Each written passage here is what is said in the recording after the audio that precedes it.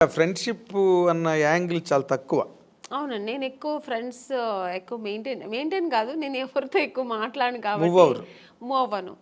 So అందుకని నేను ఎక్కువ అలా మూవ్ అయ్యి మాట్లాడే ఒకే ఒక హీరోయిన్ సౌందర్య గారు. ఎందుకంటే అది ఎలా కనెక్ట్ అయ్యానంటే అమ్మాయి బెంగళూరు, నేను బెంగళూరు. సో కన్నడ ఇద్దరు బెంగళూరు బాలికలు. ఆ తర్వాత ఆ టైంలో మేము దగ్గర 3-4-5 పిక్చర్స్ కలిసి చేసాం మేము. ఓ సో చేసినప్పుడు అన్నా చెల్లెలు, అమ్మ దొంగ ఇలా చేసామన్నమాట. Yes yes. అది చేసినప్పుడు మేమిద్దరు ఆల్మోస్ట్ మా కాంబినేషన్ ఉండేది. ఇద్దరు పక్కన పక్కన కూర్చొని ఆ అమ్మాయి కూడా ఒక కిడ్ లాగే, ఇంకా వేరే ఏం ఉండదు ఆలోచన. మా కన్నడ సినిమా సాంగ్స్ పాడుకుని ఆ కన్నడ మాట్లాడడం అనేది ఆ అమ్మాయికి నా మీద ఎక్కువ ప్రేమ వచ్చేసింది, నాకు ఆ అమ్మాయి మీద ప్రేమ వచ్చింది. కన్నడ సాంగ్స్ మాట్లాడడం ఇలా కనెక్ట్ అయ్యాం అనమాట. అయ్యి అలాగా తన పర్సనల్స్ నాకు చెప్పుకోవడం, నా పర్సనల్స్ అమ్మాయి చెప్పుకోవడం.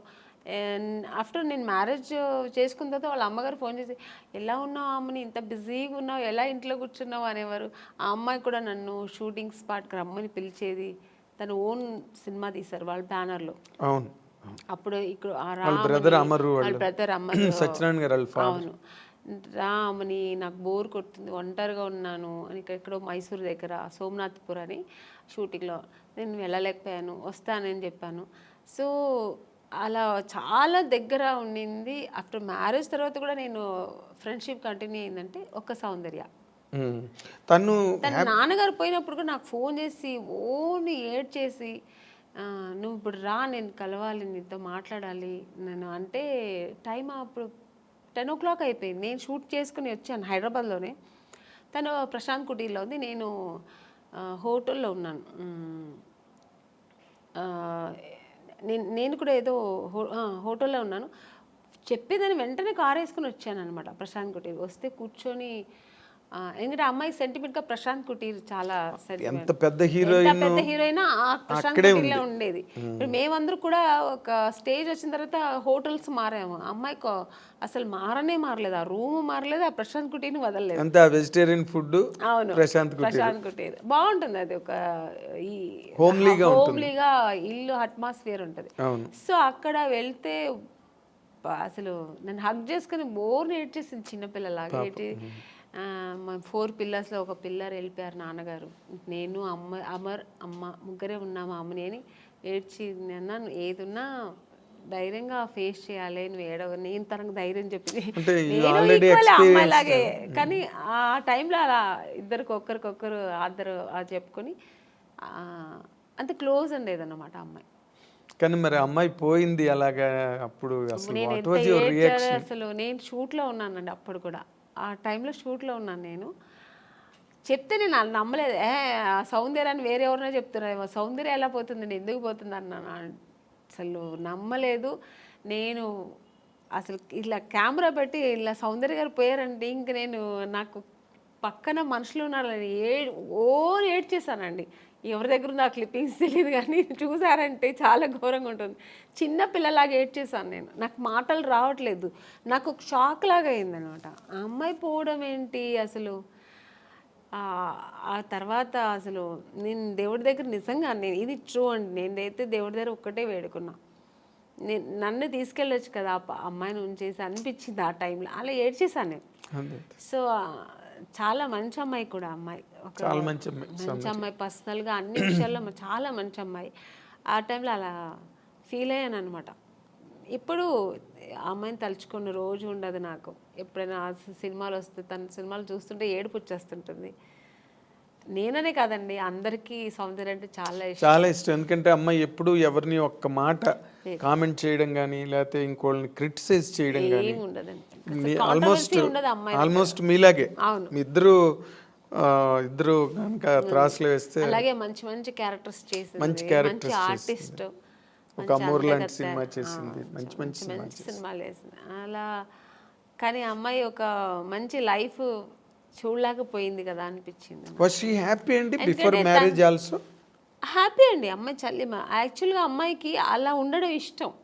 సినిమా ఇంట్రెస్ట్ తక్కువ అండి. తను నాన్నగారు చెప్పారని హీరోయిన్ అయింది, కానీ తర్వాత తనకి ఇంట్రెస్ట్ వచ్చి తర్వాత చేసింది, అది వేరు.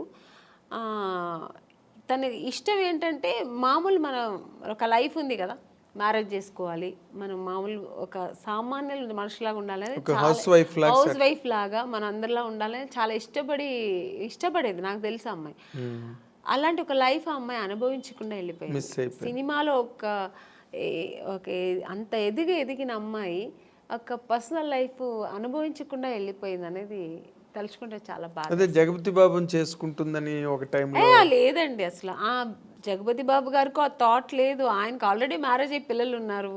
ఆయన అలా లేదు. జగపతి బాబు గారికి సౌందర్య అంటే రెస్పెక్ట్, అట్ ఎ టైం ఆయనకు చాలా ఇష్టం కూడా అమ్మాయి అంటే. ఆర్టిస్ట్గా మంచి ఆర్టిస్ట్, వాళ్ళు బ్యానర్లో చాలా చేసిన సినిమా 2-3 సినిమాలు ఏదో చేసింది అనుకుంటా. సో అంతే తప్ప అలాంటివి లేదు. సౌందర్యకైతే అసలు ఆ థాటే లేదండి, అస్సలు లేదు. మీకు ఆ థాట్ ఉంటే ఆ అమ్మాయి, ఎందుకంటే వాళ్ళ అన్నగారు చెప్పిన అమ్మాయి అబ్బాయిని పెళ్లి చేసుకుంటుంది. వాళ్ళ అన్నగారు చెప్పారని ఆ అమ్మాయి చేసుకుంది. వాళ్ళ అన్నగారు చెప్పి ఏ మాట, నాన్నగారు ఉన్నంత వరకు నాన్నగారు మాట వినేది. చిన్నపిల్లలాగే అండి వాళ్ళ ఇంట్లో. నెక్స్ట్ అమ్మకి కూతురులాగే ఉండేది తప్ప చెల్లెలాగా ఉండేది కాదు. అవును, అమ్మరు ఏం చెప్తే అది వినేది. అమ్మరే అంత డెసిషన్ అంతా కూడా ఎప్పుడు కూడా. అలాంటి అన్నప్పుడు ఇంకా జగపతి బాబు గారి మీద అలాంటి అసలు అదైతే ఊరికి అప్పుడంతా ఇండస్ట్రీ అంతా విపరీతంగా మాట్లాడుకున్నారు. లేదండి, మీ చెవిలో పడిందో లేదో నాకు తెలియదు, తెలుసు నాకు కూడా, బట్ లేదు అలాంటి లేదు. ఓకే, ఆ అమ్మాయికి లేదు, జగపతి బాబు గారికి కూడా లేదు అలాంటి. ఆయన అసలు అందరితో బాగా క్లోజ్ గా మాట్లాడతారు. అలాగే ఆ అమ్మాయితో కూడా ఉండేవారు అనమాట. కాకపోతే అంటే ఎక్కువ సినిమాలు కలిసి చేశారు, అందుకని అలా వచ్చింది అది. వాళ్ళిద్దరూ కొంచెం ఒక 4-5 సినిమాలు కలిసి చేశారు ఆ టైంలో. అవును. తర్వాత ఇప్పుడు క్వైట్ కాంట్రాస్ట్ రోజా గారు. అవును, మామూలు ఆటం బాంబు. నిజంగా గర్వంగా ఉందండి. ఎందుకంటే మా ఇండస్ట్రీలో ఒక హీరోయిన్ ఒక పొలిటీషియన్లో వెళ్ళి అలా గట్స్గా మాట్లాడడం నిజంగా కదా. పాలిటిక్స్ లోకి రమ్మని ఎప్పుడు అడగలేదు ఆవిడ మిమ్మల్ని? నన్ను లేదండి. అంటే రోజా గారు నాకు బాగా క్లోజే. అంటే సౌందర్య ఫ్రెండ్షిప్ వేరు. ఇప్పుడు రోజా గారు ఎలా అంటే సెట్లో ఉన్నంత వరకు చాలా బాగా మాట్లాడారు. మీరు ఇప్పుడు కూర్చుని ఉన్నంతసేపు క్లోజ్గా ఉంటారు, తర్వాత ఇంకా వాళ్ళ పనులు వాళ్ళకి, మా పనులు మనకి, అలా ఉంటారు ఆవిడ. ఆ ఫ్రెండ్షిప్ని అలా కంటిన్యూ చేయరు అనమాట. ఇప్పుడు అదే మళ్ళీ ఇళ్ళకెళ్ళి ఫోన్లు మాట్లాడుకోవడం కానీ, ఎలా ఉన్నావు, మళ్ళీ మెసేజ్లు, ఇప్పుడంతా ఫోన్లు వచ్చాయి, మెసేజ్లు పెట్టడం కానీ నేను పెడుతూ ఉంటాను, గుడ్ మార్నింగ్ మెసేజ్లు అన్నీ. తను దానికి రిప్లై చేస్తుంటుంది తప్ప పెద్దగా తను ఇంకా అంటే ఉన్న బిజీ అలాగా ఆవిడ. అంతే కదా, చాలా బిజీ కదండి ఆవిడ పనులు చేసుకోవడానికి కూడా టైం ఉండదు. ఇంకా మాకు మెసేజ్ లేకపోతే పెడుతూ కూర్చుంటారు చెప్పండి. సో అంతే కానీ ఆ ఫ్రెండ్షిప్ లేదని కాదు, టైం లేదు ఆవిడకి. ఫస్ట్ ఆఫ్ ఆల్ ఎప్పుడు బిజీ ఉంటుందండి. ఇప్పుడే కాదు, హీరోయిన్గా ఉన్నప్పుడు చూసారంటే తమిళ్లో బిజీ, తెలుగులో బిజీ, కన్నడలో సినిమాలు చేసేది రోజా గారు. ఫుల్ బిజీగానే ఉండేవారు ఆవిడ. దాని తర్వాత ఇంక పాలిటిక్స్కి వచ్చి ఈవెంట్స్ చేసేవారు, ఎప్పుడు బిజీ ఉంటారండి. అవును. అంటే మీ ఇద్దరు మామూలుగా పాలిటిక్స్ గురించి మాట్లాడుకోవడం అలాంటివి ఏమి ఉండవు? లేదు, నాకు అసలు పాలిటిక్స్ అంత నాలెడ్జ్ లేదు, నాకేం తెలీదు.